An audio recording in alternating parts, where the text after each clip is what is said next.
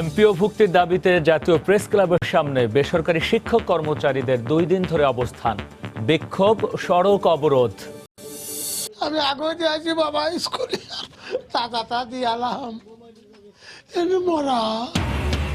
আবরারের পর এবার খুলনা, সিরাজগঞ্জে ও নরসিংদীতে সড়কে লাশ হলো 3 শিক্ষার্থী। দায় নিতে নারাজ পরিবহন মালিকরা। পুলিশের ব্যর্থতার কথা বললেন খোদ ডিএমপি কমিশনার। এবং উন্নয়ন কাজ করতে গিয়ে মানুষের যেন ক্ষতি না হয় সেদিকে নজর রাখতে সংশ্লিষ্টদের নির্দেশ প্রধানমন্ত্রীর। বললেন, জনগণের কল্যাণে কাজ করছে সরকার।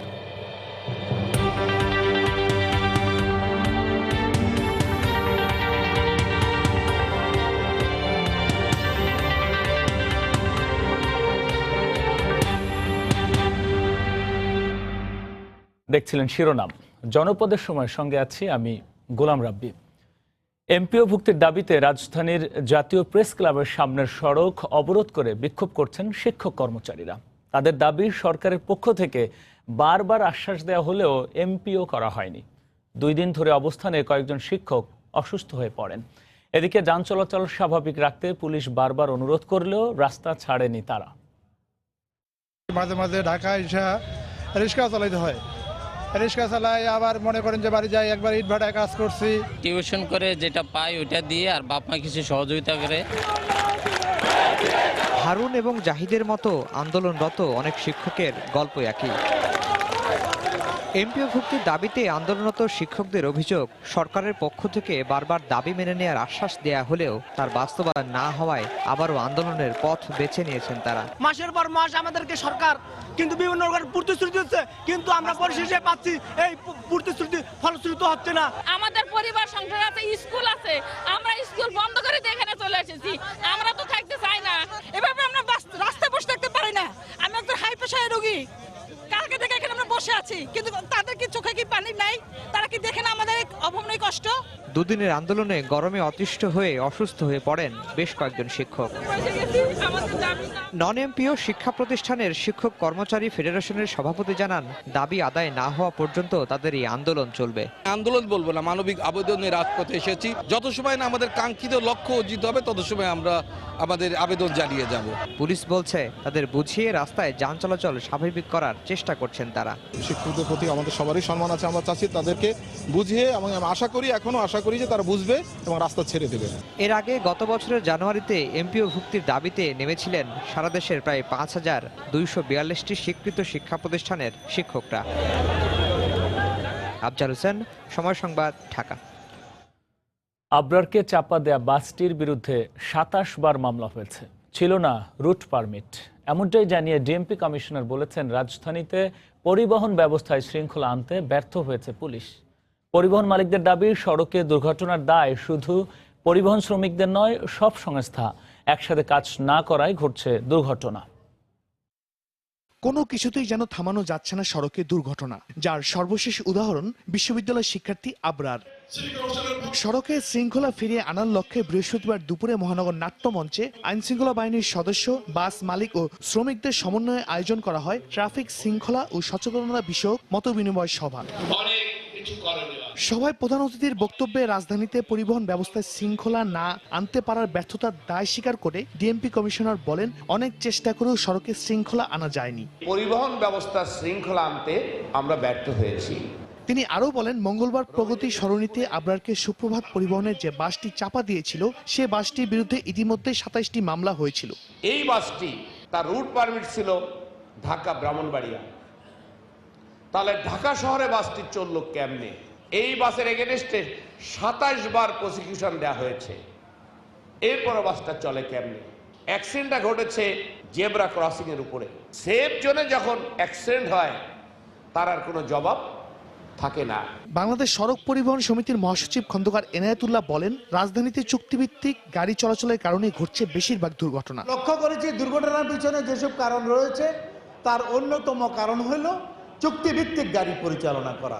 কিন্তু আমি বলেছিলাম, আপনারা চুক্তিভিত্তিক বন্ধ করেন, আমরা কাউন্টার সিস্টেম চালু করব, তাহলে চুক্তিভিত্তিক বন্ধ হবে। অত্যন্ত পরিতাপের বিষয়, সংশ্লিষ্ট কর্তৃপক্ষ আমাদেরকে কাউন্টার দেয় নাই। তবে সড়কে দুর্ঘটনার দায় শুধু পরিবহন শ্রমিকদের নয় দাবি করে বাংলাদেশ সড়ক পরিবহন শ্রমিক ফেডারেশনের সাধারণ সম্পাদক ওসমান আলী বলেন, সমস্ত সংস্থা একসাথে কাজ না করায় ঘটছে দুর্ঘটনা। আমাদের এগুলি নিয়ন্ত্রণ করা সম্ভব যদি একটা নিয়মের মধ্যে চলে। ভবিষ্যতে সবগুলো সংস্থা একসাথে কাজ করে সড়কের শৃঙ্খলা ফিরিয়ে আনার ব্যাপারে আশাবাদ ব্যক্ত করে বক্তারা। শাহরিয়ার জামান দ্বীপ, সময় সংবাদ, ঢাকা। এদিকে সড়ক দুর্ঘটনায় আজও ঝরল 3 শিক্ষার্থী সহ 5 জনের প্রাণ। খুলনায় রাস্তা পার হতে গিয়ে ট্রলির চাপায় প্রথম শ্রেণীর এক শিক্ষার্থী মারা গেছে। নরসিংদীতে কাভার্ড ভ্যান চাপায় 8ম শ্রেণীর ছাত্রের মৃত্যু হয়েছে। সিরাজগঞ্জে কাভার্ড ভ্যানের চাপায় নিহত হয়েছেন কলেজ শিক্ষার্থী। আহত হয়েছেন আরও 2 শিক্ষার্থী। প্রিয়জন হারিয়ে কান্নায় ভেঙে পড়েছেন স্বজনরা। শোক নেমে এসেছে এলাকায়। আবারও মহাসড়কে প্রাণ গেল 3 শিক্ষার্থীর। সন্তান হারিয়ে প্রতিদিনই হাহাকার বাড়ছে স্বজনদের। পুলিশ জানায়, বৃহস্পতিবার সকালে খুলনার রূপসা উপজেলার আনন্দনগর এলাকায় রাস্তা পার হয়ে খাবার কিনতে দোকানে যাচ্ছিল স্কুল ছাত্রী আখিমণি। হঠাৎ ইটবোঝাই দ্রুতগতির একটি ট্রলি শিশুটিকে চাপা দিয়ে চলে যায়। এতে ঘটনাস্থলেই মারা যায় আখি। খবর পেয়ে পুলিশ মাঝ রাস্তায় গতিরোধ করে ট্রলিটি জব্দ করে। আটক করা হয় চালককে। সন্তান হারিয়ে কান্নায় ভেঙে পড়েন স্বজনরা। নিহত আখি সুফিয়া আজিজ কিন্ডারগার্টেনের 1ম শ্রেণীর শিক্ষার্থী ছিল। খামখেয়ালি চালায় আমাদের এই বাচ্চাটা, শিশু বাচ্চা মারা গেছে। আমরা এই বিচার চাই, এই ট্রলি বন্ধ হোক। আমরা আইনগত ব্যবস্থা নিচ্ছি। লাশের চূড়ান্ত করা হয়েছে। এই বিষয়ে বিধিগত বা আইনগত যে ব্যবস্থা আছে আমরা নিচ্ছি। এদিকে সিরাজগঞ্জে কলেজে যাওয়ার উদ্দেশ্যে বাড়ি থেকে বের হয় দ্বাদশ শ্রেণীর শিক্ষার্থী হৃদয় হোসেন ও তার 3 সহপাঠী। ভদ্রঘাট বাজার এলাকায় রাস্তা পারাপারের সময় সিরাজগঞ্জগামী একটি দ্রুতগতির কাভার্ড ভ্যান তাদের চাপা দেয়। এতে ঘটনাস্থলেই ধুকরিয়া বিএম কলেজের শিক্ষার্থী হৃদয় নিহত হন। আহত অপর 2 ছাত্রকে উদ্ধার করে সিরাজগঞ্জ সদর হাসপাতালে ভর্তি করা হয়। এদিকে হৃদয়ের মৃত্যুর খবরে কাভার্ড ভ্যানটিতে আগুন ধরিয়ে দেয় গ্রামবাসী। কাভার্ড ভ্যান কেমিক্যাল নিয়ে যাওয়ার সময় ছেলেটাকে বাড়ি দিয়ে রাস্তা ফেলে দেবে।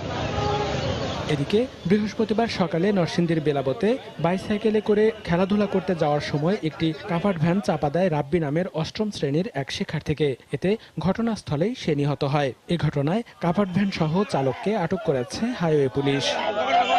মনিরুজ্জামান প্রান্ত, সময় সংবাদ। সড়ক ব্যবস্থা নিয়ে বিস্তারিত কথা বলতে রাজধানীর শাহবাগে আমাদের রিপোর্টার শাহরিয়া জামান দ্বীপের সঙ্গে আছেন বাংলাদেশ সড়ক পরিবহন শ্রমিক ফেডারেশনের সহসভাপতি সাদিকুর রহমান হিরু এবং যুগ্ম পুলিশ কমিশনার মফিজউদ্দিন আহমেদ। আমরা এখন সরাসরি চলে যাচ্ছি সেই আলোচনায়। ধন্যবাদ রাব্বি। আপনারা জানেন যে সড়কের শৃঙ্খলা ফেরাতে বিভিন্ন ধরনের উদ্যোগ নেওয়া হচ্ছে বেশ কয়েকদিন ধরে, আর এই উদ্যোগগুলো নিয়ে আমরা আজকে কথা বলবো। এবং আপনারা জানেন যে আজকে কিন্তু সকালেও একটি ট্রাফিক সচেতনতা কার্যক্রম হয়েছে, মতবিনিময় সভা হয়েছে। আজকে 2 জন অতিথি রয়েছেন আমার সাথে। এর মধ্যে একজন আইনশৃঙ্খলা বাহিনী কর্মকর্তা রয়েছেন, একজন পরিবহন শ্রমিক নেতা রয়েছেন। প্রথমে আমি আইনশৃঙ্খলা বাহিনী যিনি রয়েছেন তার সাথে একটু কথা বলতে চাই যে আজকে সকালে তো আপনাদের মতবিনিময় সভা হলো এবং আপনাদের পক্ষ থেকে বেশ কয়েকটি বিষয় তুলে ধরা হলো এবং ডিএমপি কমিশনার যিনি রয়েছেন তিনি ব্যর্থতার দায়ও স্বীকার করলেন যে বেশ কিছু কারণে তাদেরও ব্যর্থতা রয়েছে। সার্বিক বিষয় যদি বলতে চাই যে আগে অনেক ঘটনা ঘটেছে, নতুন করে একটি বিশ্ববিদ্যালয়ের ছাত্র প্রাণ গেল, নতুনভাবে আপনারা কি কি পদক্ষেপগুলো গ্রহণ করেছেন? জি, আপনাকে ধন্যবাদ। আমরা আসলে এখানে আসার আগে এই বিষয় নিয়ে আলোচনা করছিলাম যে একটা দুর্ঘটনা ঘটলে কি কারণে ঘটে এবং তার বিষয়ে গবেষণা করে পরবর্তী সংশ্লিষ্ট বিভিন্ন কর্তৃপক্ষের কার কি করণীয় আছে, তো এই কাজগুলো আমরা গতানুগতিক করে থাকি। তো আমাদের ঢাকা শহরে আসলে বিভিন্ন বাস্তবতা রয়ে গেছে। এখানে ঢাকা শহরে গাড়ির সংখ্যা বেশি, পথচারীর সংখ্যা অধিক, পথচারীর ভিতরে ম্যাক্সিমামই অসচেতন, আইন মানার প্রবণতা কম। এই বাস্তবতা নিয়ে আমাদের কাজ করতে হয়। তো আমরা এই বিষয়গুলো মাথায় রেখেই গবেষণা করে কিছু কিছু কর্মকৌশল আমরা অবলম্বন করছি। যেমন ঢাকা শহরের সড়কে এই যে পথচারীগুলো চলে, সে পথচারীর একটা বিশাল অংশ কিন্তু বাসের যাত্রী। আর বাস তো হলো ঢাকা শহরের গণপরিবহন, এখানে সাধারণ আয়ের মানুষের চলাচলের একটা অন্যতম মাধ্যম। তো সেই বাসগুলোকে সুশৃঙ্খল করা, গণবান্ধব করা ব্যাপারে আমরা কাজ করে যাচ্ছি, ব্যাপক হারে গবেষণা করে যাচ্ছি। আজকে মিটিংয়ে যদি আপনি দেখেন, সেখানে আমরা যে বক্তব্য উপস্থাপন করেছিলাম সুনির্দিষ্ট কিছু নীতিমালার ভিত্তিতে, যে আমাদের বাসের মডেল কেমন হবে, বাস স্টপেজের মডেল কেমন হবে, যাত্রী ছাউনি কেমন হবে, বাসের প্যাসেঞ্জার বা পথচারীদের আচরণ কেমন হবে, আমি কোথায় গিয়ে বাস থামাবো, কোথায় থামাতে পারবো না, দরজা বন্ধ করে বাস যাব, ফুটপাত ঘেঁষে দাঁড়াবে, তারপরে লাইন দিয়ে টিকিট কাটবে, এরপরে বাসে উঠবে, এই জিনিসগুলো সেখানে পরিবহন মালিক, শ্রমিক নেতৃবৃন্দ ছিল এবং প্রচুর সংখ্যক বাসের চালক, হেল্পার তারা ছিল এবং আমাদের ট্রাফিক পুলিশের লোকজন ছিল। একটু ওনার কাছে যেতে চাই যে উনি তো বললো অনেকগুলো বিষয় সুনির্দিষ্টভাবে ওনারা চিহ্নিত করেছিলেন এবং সেগুলোর উপর কাজ করছেন। তো সার্বিকভাবে ওনাদের সাথে কি আপনারা সম্মিলিতভাবে কাজ করছেন কিনা বা আপনারা নিজেদের উদ্যোগে কোনো কাজ করছেন কিনা এই সড়কের শৃঙ্খলা ফেরার মাধ্যমে? ধন্যবাদ। যথার্থ উনি বলেছে, শুধু ওনারা না, সবাই পরিবহনে যারা সংশ্লিষ্ট আছে সবাই কাজ করছে। হ্যাঁ, পুলিশ প্রশাসন তো এটার সাথে সংশ্লিষ্ট হবে, তো কাজ করতেই হবে। ওনায় যে কথা বললো, বৈঠক হয়েছে, একাধিকবার বৈঠক প্রতিনিধিত্ব হচ্ছে। তো আমরা যেটা বলতেছি যে দীর্ঘদিনের একটা সমস্যা কিন্তু একদিনের নিরসন হবে না। তবে যেটা বললো যে দেখেন, মানুষের সংখ্যা কিন্তু আপনি জানেন যে বাংলাদেশে অবস্থানটা 128টা দেশের পরে কিন্তু বাংলাদেশের অবস্থান, তার মানে জনসংখ্যার দিক দিয়ে। এবং এখানে দেখেন এমন একটা অবস্থা, রিক্সা চলতেছে, বিভিন্ন যান চলতেছে। এখন মানুষকে যদি আপনি গন্তব্যস্থানে পৌঁছাতে চান, তাহলে আপনাকে অবশ্যই যানবাহন রাখতেই হবে। এখন রাখতে গেলে আপনি এই দেখেন, এখন এলিভেটরের কাজ হচ্ছে, মেট্রো ট্রেনের কাজ হচ্ছে, রাস্তা যেখানে 25% থাকার কথা মিনিমাম, সেখানে কিন্তু 7.5%, সেই 7.5% কিন্তু এখন কিন্তু নাই, বিকজ এই কাজগুলো হওয়াতে কিন্তু পার্সেন্টেজ কমে গেছে। তো সব কিছুর মধ্যে প্রতিকূলতা নিয়ে পুলিশ যেমন কাজ করছে, আমরা তেমন কাজ করছি, কিন্তু তা মধ্যে বলতে হবে যে যেমন 100% পুলিশের মধ্যে অনেকেই যেন অনেস্ট না, এবং আমাদের শ্রমিকদের এবং মালিকদের মধ্যে অনেকে অনেস্ট না। যেমন অনেক মালিক আছে, যেমন একটা শ্রমিকরে সে যদি একটা চুক্তিভিত্তিক গাড়ি দিয়ে দেয়, তাহলে সে ভালো আর্নিং করতে পারে। আবার এমন শ্রমিক আছে যে নাকি সে এই ট্রেডের সাথেই না, হয়তো সিএনজি চালাইছে, তাকে যেহেতু একটা বাসে নিয়ে দিতেছে, একটু ভালো ইনকাম হবে, সে দেখা যেতেছে সে তার জীবনের পরোয়া না করে সে কিন্তু উঠে যেতেছে যে ঠিক আছে আমি স্ট্রাইং উঠি। তো অনেকগুলো জটিলতাগুলো আমাদের একদিনের সমস্যার সমাধান হবে না। তো আমি মনে করি যেটা আমরা চিন্তা করতেছি, যেটা নিয়ে আমরা আমরা অলরেডি গত পরশুদিন আমরা ঢাকাস্থ 4টা টার্মিনালের মালিক শ্রমিকরা মিলে একটা যৌথ কমিটি করেছি, মালিক শ্রমিক কমিটি করেছি। আমাদের মূল লক্ষ্যটা কি? লক্ষ্যটা হলো যে এই যে ধরেন একটা প্রাণ যাওয়া মানে, একটা মানুষ যাওয়া মানে, তা আমাদেরও তো রক্তক্ষরণ হয়। আমার সন্তান যদি মারা যেত, আমরা এটা উপলব্ধির মধ্যে আনি। এখন কিন্তু আমরা কিন্তু আমাদের অবস্থাটা স্ট্যান্ড করতেছি, আমরা কিন্তু নিজেকে অপরাধী ভাবতেছি এবং অপরাধী হিসেবে স্বীকার করতেছি। আমরা যেভাবেই হোক না কেন, আমরা দায়িত্ব আমরা এড়াতে পারতেছি না। তা আমরা এখন দর্শক, আমাদের এখানকার যে সড়কের শৃঙ্খলা নিয়ে যে কথা বলছি আমরা, সেটি আসলে আমরা আবার আসবো। আমরা একটি ছোট বিরতিতে যাব। এখন আমরা ফিরে যাচ্ছি স্টুডিওতে, সেখানে আছেন আমাদের সহকর্মী রাব্বির কাছে। সড়কের সার্বিক ব্যবস্থাপনা নিয়ে কথা বলতে শাহবাগ থেকে যুক্ত হয়েছিলেন রিপোর্টার শাহরিয়ার জামান দীপ।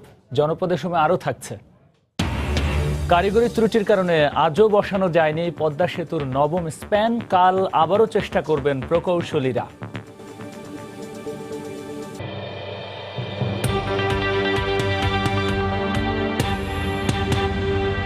উন্নয়ন কাজ করতে গিয়ে যেন মানুষের ক্ষতি না হয়, সেদিকে নজর রাখতে সংশ্লিষ্টদের নির্দেশ দিয়েছেন প্রধানমন্ত্রী শেখ হাসিনা। দুপুরে প্রধানমন্ত্রীর কার্যালয়ে মহেশখালী মাতার বাড়ি সমন্বিত উন্নয়ন কার্যক্রম প্রকল্প উপস্থাপন অনুষ্ঠানে তিনি একথা বলেন। এ সময় প্রধানমন্ত্রী বলেন, রোহিঙ্গাদের কারণে কক্সবাজার অঞ্চলের মানুষের জমি ও বন ধ্বংস হচ্ছে। তাদের মিয়ানমারে ফেরত পাঠানোর উদ্যোগ নেয়ার জন্য আন্তর্জাতিক সম্প্রদায়ের প্রতি আহ্বান জানান তিনি। মহেশখালীর যে বিশাল চর অঞ্চল জেগে উঠেছে, সেখানে কয়লা ভিত্তিক বিদ্যুৎ কেন্দ্র, সেখানে এলএনজি টার্মিনাল থেকে শুরু করে একটা বিদ্যুতে উৎপাদনের একটা হাব তৈরি করা, এ ধরনের অনেকগুলি কর্মসূচি আমরা হাতে নিয়েছি, যার মধ্য দিয়ে সেই সাথে কক্সবাজারে আমরা সেখানে মেরিন ড্রাইভ করেছি, আর ওখানেও আমরা বিশেষ অর্থনৈতিক অঞ্চল গড়ে তুলে সেই সব জায়গায় যেন মানুষের আর্থসামাজিক উন্নতির কিছু কাজ হয়, সে কাজগুলি আমরা করতে যাচ্ছি। আমরা ডেভেলপমেন্ট করব, সেটা খুব ভালো কথা, অনেক বিরাট বিরাট কোম্পানি, অনেক টাকা পয়সা আসবে, কিন্তু ওখানকার এই মানুষগুলি যে দিনরাত অক্লান্ত পরিশ্রম করে তারা যে জীবন জীবিকা করতো, তাদের এই জীবন জীবিকাটা অনেকেরই বন্ধ হয়ে গেছে, অনেকেই মানবেতর জীবনযাপন করছে। কারণ আমি অনবরত তাদের কাছ থেকে মোবাইল ফোনের মাধ্যমে SMS পাই, তাদের কথা আমি জানি। কাজে আমি চাই যে এরা যেন কষ্টটা না পায়। বিরতির আগে কথা হচ্ছিল সড়ক ব্যবস্থাপনা নিয়ে। রিপোর্টার শাহরিয়ার জামান দ্বীপের মাধ্যমে আবারও চলে যাব সেই আলোচনায়। ফিরে আসলাম আমাদের আলোচনা। আমরা যদি একটু আপনার কাছে জানতে চাই যে ওনাদের পক্ষ থেকে আজকে বেশ কয়েকবারই বলা হয়েছে যে ওনারা এই কাউন্টারের একটু সমস্যা হচ্ছে, যার কারণে ওনারা কাউন্টার সার্ভিস চালু করতে পারে না, ফুটপাথগুলি দখল করে আছে। তো এই বিষয়ে কি আপনারা কোনো উদ্যোগ নিয়েছেন কিনা যে ফুটপাথগুলো দখলমুক্ত করার জন্য, যাতে ওনারা কাউন্টার সার্ভিসটা চালু করতে পারে? জি জি, আমরা ইদানিং ঢাকা শহরে কয়েকটা প্রোগ্রাম নিয়েছি। একটা হলো ফুটপাথগুলো ক্লিয়ার করা, এবং আমরা আপনারা দেখবেন যে গুলিস্তানের মতো জায়গা, মতিঝিলের মতো জায়গায় এরকমের গুরুত্বপূর্ণ জায়গা কিন্তু আমরা সাকসেসফুলি ক্লিয়ার করতে পেরেছি, এবং আমরা চেষ্টা করছি এগুলো ধরে রাখা, পরিষ্কার অবস্থা ধরে রাখা, এবং পর্যায়ক্রমে আমরা চাচ্ছি যে ঢাকা শহরের মেন রোড এবং মেন ফুটপাথগুলো টোটালি ক্লিয়ার করে ফেলা। আসলে মানুষের ভালো যদি হাঁটার পরিবেশ থাকে, আমাদের যদি ভালো আমরা বাস কাউন্টার যদি চিহ্নিত করতে পারি, সেখানে যদি আমি হেঁটে যেতে পারি, বাসগুলো যদি সেখানে দাঁড়ায়, প্রতিমধ্যে যদি দরজা বন্ধ থাকে, আমার মনে হয় রাতারাতি শৃঙ্খলা অনেক চেঞ্জ হয়ে যাবে, চেঞ্জ হচ্ছে কিছুটা। আর একটা আমি যেটা বলবো, আসলে গণপরিবহনের যে কোয়ালিটি, এইটা জেনিহাও বাড়াতে হবে। এইটা যে গভর্নমেন্টের পক্ষ থেকে মেট্রো রেল, তার বাস র্যাপিড ট্রানজিটের যে কথাগুলো বলা হচ্ছে, বিআরটিসির যে 600 নতুন গাড়ি আসবে, এই নতুন গাড়ি দিয়ে আমার মনে হচ্ছে যে পরিবর্তন আনা সম্ভব হবে। কারণ একটা শ্রেণী যারা এই প্রাইভেট কার দিয়ে রাস্তার অনেক স্থান দখল করে চলাচল করে, তাদেরকে যদি আমি ভালো সার্ভিস দিয়ে এই বাসের ভিতরে তুলতে পারি, ভালো বাসের ভিতরে, যেমন এখনও গুলশানের ঢাকার চাকা, হাতিরঝিল চক্রাকার বাস সার্ভিস, থেকে উত্তরা থেকে মতিঝিল এরকম এসি বাস, এই ধরনের ভালো কোয়ালিটি দিয়ে নর্মাল গাড়ির সংখ্যা কমিয়ে যদি আমি ভালো ব্যবস্থা করতে পারি, যেটার উদ্যোগ নেওয়া হচ্ছে, তো আস্তে আস্তে ঢাকার এই পরিবর্তনগুলো হবে। এবং আমরা উনি যেমনটি বললেন যে আপনারা দাবির পরিপ্রেক্ষিতে আপনারা বলছেন যে ফুটপাথ দখলমুক্ত হয়ে যাওয়ার কারণে আপনারা ফুটপাথগুলোতে কাউন্টার সার্ভিস করতে পারছে না। তো ওনারা যে বলছে যে ওনারা উদ্যোগ নিয়েছে এবং এগুলো চেষ্টা করছে, তো সার্বিকভাবে যদি দুটি পক্ষ সমন্বিতভাবে কাজ করা হয়, তাহলে কিন্তু অনেকটা সমস্যার সমাধান হয়েছে। এই বিষয়টা নিয়ে আপনার মতামত কি? না, অবশ্যই আমরা তো সেটা চাচ্ছি, এবং আমি আপনাকে কিছু বলতেছিলাম যে আমরা ঢাকা শহরের 4টা টার্মিনালে মালিক শ্রমিকরা ঐক্যজোট করছি, এবং আমাদের প্ল্যানিংটা হলো যে আমরা প্রশাসনের সাথে, আমরা ট্রাফিক বিভাগ এবং মাননীয় পুলিশ কমিশনের সহযোগিতা নিয়ে আমরা শুধু এগুলো না, আমরা রাস্তা বিভিন্ন চেকপোস্টে বসবো, এবং আমরা ড্রাইভারদের কি অন্যায়, কারণ অনেক সময় আমরা দেখি ড্রাইভাররা পুলিশের অভিযোগ আনে, পুলিশের ড্রাইভারের অভিযোগ আনে, গাড়ির মালিক ড্রাইভারের অভিযোগ আনে। তো আমরা সব কিছু মিলে আমরা সেখানে প্রশাসন থাকবে, ট্রাফিক বিভাগ থাকবে, আমরা থাকবো, মালিক থাকবে, আমরা সবাই মিশে আমরা রাস্তাগুলো আমরা দেখবো যে কী কারণে তারা আইন মানছে না, অপরাধ টাকার, এবং সেভাবে আমাদের সব ধরনের সহায়তা পুলিশ প্রশাসনকে আমরা দিব। আমি জানি না মাননীয় কমিশনার সাহেব কেন বলছেন যে উনি ফেল করছেন। আসলে উনি ফেল করার লোক না, উনি যথেষ্ট চেষ্টা করছেন এবং আমরা সহায়তা করছি। যেটা বললেন উনি যে অচিরেই আমরা দেখতে পারবো যে রাস্তায় আমাদেরকে বসার জন্য, মানে টিকেটিংয়ের জন্য ব্যবস্থা করা হয়েছে, আমি ওইটাকে ওয়েলকাম জানাই। তবে আমার মনে হয় না, কারণ এরা আগেও কিন্তু এরকম সিদ্ধান্ত হয়েছে, কিন্তু আমরা যতবারই সিদ্ধান্ত হয়েছে মাঠে কার্যক্ষেত্রে গিয়ে কিন্তু আমরা দেখলাম যে না, আপনি এখনই দেখেন যে আপনার পাশে এখানে ডাবের দোকান, এই দোকান, ফুচকার দোকান, সোয়েন্সু, এভরিবডি সিটিং দেওয়ার, সবাই বসতে পারে, কিন্তু একটা কাউন্টার দেওয়ার মতো স্পেস কিন্তু আমরা দিতে পারি না। এই যে জটিলতা, এই যে সমস্যা, আমি মনে করি যদি আমাদের আন্তরিকতার অভাব না থাকে, আমাদের কথার সাথে কাজের মিল, আমরা মিটিংয়ে যাই, সিদ্ধান্ত হয়, কিন্তু কার্যক্ষেত্রে এসে কিন্তু সেটা কিন্তু একটু ব্যত্যয় ঘটে জায়গা। আমি মনে এই বিষয়ে উনি যে জিনিসটা বললো যে এর আগেও মিটিং অনেকবার সিদ্ধান্ত হয়েছে, কিন্তু কোনো কার্যকর পদক্ষেপ পাওয়া যাচ্ছে না, এই বিষয়ে আপনি কি বলবেন? না, এখানে আমরা সিদ্ধান্ত নিয়েছি যে এখন তো আমরা বড় ফোরামে মিটিং করছি, পার্টিকুলার একটা কোম্পানি নিয়ে আমরা এখন মিটিং করব, সেই কোম্পানির মালিক শ্রমিকদের নিয়ে, তাদের কি সমস্যা আছে। ফুটপাতে আপনারা কাউন্টার করবেন, টিকিট বিক্রি করবেন, যাত্রীরা সুশৃঙ্খলভাবে আসবে, লাইন দিয়ে বাসে উঠবে, লাইন দিয়ে নামবে, দরজা বন্ধ করে যাবে। তো এই জায়গাগুলো পেতে, এই স্থানগুলো পেতে এবং এই সার্ভিসগুলো পরিচালনা করতে আপনি মালিক শ্রমিক হিসাবে কি সমস্যা ফিল করতেছেন, আপনি আমাদের সরাসরি বলেন। আপনার সাথে আমি রাস্তায় যাব, রাস্তা দিয়ে আপনার জায়গা ছেড়ে দেবো, সিটি কর্পোরেশনের হেল্প নিয়ে, থানা পুলিশের হেল্প নিয়ে আমরা রাস্তা থেকে দিয়ে আপনাকে পুনর্বাসন করতে চাই। আপনি একটা ভালো জিনিস জনগণকে, দেশবাসীকে, ঢাকাবাসীকে উপহার দেবেন। আপনাকে যদি একটা ভালো পরিবেশ না দিতে পারি, তাহলে তো আপনি ভালো সার্ভিস দিতে পারবেন না। সেই পরিবেশটা এস্টাবলিশ করার জন্য আপনার কি সমস্যা আছে, এটা দূর থেকে কথা না বলে ওই স্পটে গিয়ে আমি মনে করি আপনাদের এই ভালো পরিবেশ তৈরি করার জন্য আমরা কাজ করে যাব। তো আমরা আশাবাদী, এই খোলা মন নিয়ে সবাই একে অপরকে দোষারোপ না করে খোলা মন নিয়ে সবাই এখন এগিয়ে আসতেছে।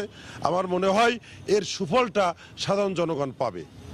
উনি ঠিক যেমনটি বলছিলেন, এর আগে অনেক মিটিং হয়েছে, অনেক কথা হয়েছে, কিন্তু ওনারা নতুন উদ্যোগে কাজ শুরু করেছেন। স্পেসিফিকভাবে যে সমস্যাগুলো রয়েছে সেই সমস্যাগুলো সমাধান করার চেষ্টা করছে। সেই ক্ষেত্রে আপনাদের পক্ষ থেকে আসলে ভূমিকাটা কি থাকে? বিশ্বাস এবং আস্থা রাখতে চাই ওনাদের এই কথার উপর যে অবশ্যই ওনারা যেটা বলেছে সেটা হবে। আমরাও আশ্বস্ত করতে যাচ্ছি সরকারকে এবং পুলিশ প্রশাসনকে, আপনাদের সব ধরনের কর্পোরেশন আমরা করব। আমরা চাচ্ছি যে ড্রাইভাররা যাতে অন্যায়ভাবে গাড়ি পরিচালনা করে। আমরা আগে দেখেন আমাদের অভিযোগ ছিল যে একটা ড্রাইভারের বিধি ব্যবস্থা নিলে আমরা ধর্ণা করতাম, গাড়ি বন্ধ করতাম। আমরা কিন্তু এখন করি না। আমরা চাই যে ড্রাইভার প্রশাসনের নিয়মটা মেনে চলুক এবং সুশৃঙ্খলভাবে সে রাস্তায় থাকুক। তো আমরা যেহেতু কর্পোরেশন করছি এবং সে কনফিডেন্স আমাদের সাথে একে অপরের সাথে আছে, কারণ মাঠে পুলিশ এবং আমরাই থাকি সাধারণত যাত্রীদের সেবার জন্য। তো আমরা করে আসছি। এখন যে সিদ্ধান্ত হয়েছে আমি মনে করি যে পুলিশের মধ্যে আন্তরিকতার অভাব নেই। আমরা মাঝে মাঝে আমরা একসাথে বসে। আজকে আমাদের সময় শেষ হয়ে গেছে, তো দুজন আলোচক সর্বশেষ যে আলোচনায় এসেছিলেন এবং তারা যেটি বলছেন যে সমন্বিতভাবে চেষ্টার মাধ্যমে সড়কে যে বিশৃঙ্খলা চলছে সেটিকে নিয়ন্ত্রণে আনা সম্ভব। তো এই ছিল আসলে আমার কাছে আজকে এখান থেকে সর্বশেষ। সড়ক ব্যবস্থাপনা নিয়ে কথা বলতে শাহবাগ থেকে যুক্ত হয়েছিলেন রিপোর্টার শাহরিয়ার জামান দীপ। জনপদের সময় আরও থাকছে। রাঙ্গামাটিতে 7 জনকে হত্যার ঘটনা পরিকল্পিত, বাঘাইছড়ি পরিদর্শনের পর তদন্ত দল। ইউপিডিএফ সরাসরি জড়িত, 3 দিনের অনুসন্ধানের পর বলছে পুলিশ।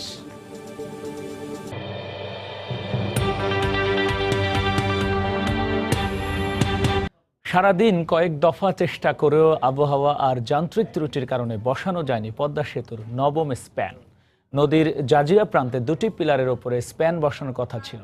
সবকিছু ঠিক থাকলে শুক্রবার মানে আগামীকাল বসানো হবে এই স্প্যান। ফলে দৃশ্যমান হবে 1350 মিটারের পদ্মা সেতু।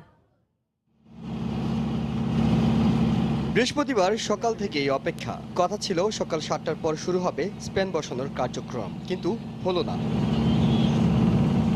আগের দিন বুধবার সকালে মাওয়াইয়ার থেকে 3600 মেট্রিক টন ওজন বহনে সক্ষম 150 মিটার স্প্যানটি নিয়ে রওনা দেওয়া ট্রেন দুপুর নাগাদ পৌঁছে যায় জাজিরা প্রান্তের নির্ধারিত পিলারের কাছে। সবকিছু পরীক্ষা নিরীক্ষার পর কথা ছিল বৃহস্পতিবার সকালেই 34 ও 35 নম্বর পিলারের উপর বসবে নবম স্প্যান। কিন্তু বুধবার রাতে ঝড় বৃষ্টির কবলে পড়ে ছিঁড়ে যায় বিশ্বের অন্যতম ভারী ট্রেনটির নোঙর করার কেবল। ছেঁড়া কেবল পাড়ের কাদামাটির ভেতর ঢুকে যাওয়ায় সেটি বের করে নতুন কেবল লাগাতে তাই প্রয়োজন হয় বাড়তি লোকবলের। দুপুর 12টার পর নতুন কেবল বসানো হলে এবার বিপত্তি বাড়ায় নাব্য সংকট। স্পেনবাহী ট্রেনটি নির্ধারিত পিলারের কাছে নেয়ার জন্য নদীর তলদেশে যতটুকু গভীরতা প্রয়োজন সেটি নেই। তাই নতুন করে ড্রেজিং না করে সেটি পিলারের কাছে নেওয়া সম্ভব নয়। এর আগে দ্বিতীয় স্প্যান বসানোর সময়ও নদীর তলদেশে নাব্য সংকটের কারণে একদিন পিছিয়ে গিয়েছিল কাজ। সবকিছু ঠিক থাকলে 2টি পিলারের উপর একটি স্প্যান বসাতে সময় লাগে প্রায় 2 ঘন্টা। স্প্যানটি পিলারের উপর বসবে, সেখানে আসলে ব্যারিংয়ের উপর সেটি বসানো হবে, আর বসানোর পরপরই সেটি ঝালাই করার বিষয় রয়েছে। সেই ঝালাই করতে একটু লম্বা সময় দরকার হয়, তবে মূলত বসানোর বিষয়টি একটু কঠিন এবং সেটি বসানো হয়ে গেলেই অন্য কাজগুলো আনুষ্ঠানিকতা মাত্র। আর এই কাজগুলো করতে যতটা সময় এবং দিনের আলো প্রয়োজন সেটা পর্যাপ্ত মনে না হওয়ায় শুক্রবার সকালে স্প্যান তোলার সিদ্ধান্ত নেওয়া হয়। এহসান জুয়েল, সময় সংবাদ, শরীয়তপুর। রাঙ্গামাটির বাঘাইছড়িতে সন্ত্রাসী হামলা পরিকল্পিত বলে জানিয়েছে স্থানীয় সরকার মন্ত্রণালয় গঠিত তদন্ত কমিটি। দুপুরে হামলাস্থল দুর্গম 9 মাইল এলাকা পরিদর্শন করে কমিটির প্রধান দীপক চক্রবর্তী একথা জানান। একটা প্ল্যান্ড অ্যাম্বুশ আমাদের বিজিবির যিনি বাগাইহাট জোনের যিনি ভারপ্রাপ্ত জোন কমান্ডার, এটা একটা প্ল্যান্ড অ্যাম্বুশ বলে আমাদের কাছে মনে হয়েছে। আমরা শুধু প্লেস অফ অকারেন্সি কি হয়েছিল সেটা জানতে পেরেছি, কিন্তু যেখান থেকে তারা রওনা করেছিল কংলা, তারপরে মাচালং, বাগাইহাট, ওখানে কোনো কমিশন ছিল কিনা, ওখানে কেউ তাদেরকে হুমকি দিয়েছিল কিনা, বা ওখানে ভোট চলাকালীন কোনো ধাওয়া পাল্টা দেওয়া হয়েছে কিনা, এই বিষয়গুলো আমরা এখনো জানতে পারিনি। একটা ভালো রিপোর্ট দেওয়ার স্বার্থে যদি প্রয়োজন হয় আমরা হয়তো বিভাগীয় কমিশনার মহোদয়ের কাছে টাইম এক্সটেনশনও চাইতে পারি। দেখছেন জনপদের সময়। ফাল্গুনী পূজার মধ্য দিয়ে শুরু হয়েছে সনাতন ধর্মাবলম্বীদের দোল উৎসব। সকালে ঢাকেশ্বরী মন্দিরে নৈবেদ্য, ফুল আর আবির দিয়ে শ্রীকৃষ্ণকে আহ্বান করা হয়। যজ্ঞ শেষে শুরু হয় নাম কীর্তন। এরপর কৃষ্ণ ভক্তরা একে অপরকে আবিরে রাঙিয়ে দেন। দোল হিন্দু ধর্মাবলম্বীদের উৎসব হলেও রাজধানীর নানা অংশ থেকে রঙের খেলায় যোগদান ধর্মবর্ণ নির্বিশেষে অনেকেই। পুরাণ অনুযায়ী ফাল্গুন মাসের পূর্ণিমা তিথিতে দোলযাত্রা পালন করা হয়।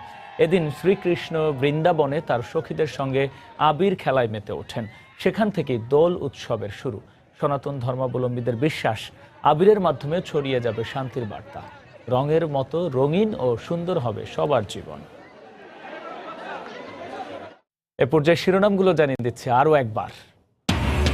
এমপিওভুক্তির দাবিতে জাতীয় প্রেস ক্লাবের সামনে বেসরকারি শিক্ষক কর্মচারীদের 2 দিন ধরে অবস্থান, বিক্ষোভ, সড়ক অবরোধ। আমি আগে দিয়েছি বাবা স্কুলে, টাকাটা দিয়ালাম, মরা। আবরারের পর এবার খুলনা, সিরাজগঞ্জে ও নরসিংদীতে সড়কে লাশ হলো 3 শিক্ষার্থী। দায় নিতে নারাজ পরিবহন মালিকরা। পুলিশের ব্যর্থতার কথা বললেন খোদ ডিএমপি কমিশনার। এবং উন্নয়ন কাজ করতে গিয়ে মানুষের যেন ক্ষতি না হয় সেদিকে নজর রাখতে সংশ্লিষ্টদের নির্দেশ প্রধানমন্ত্রীর।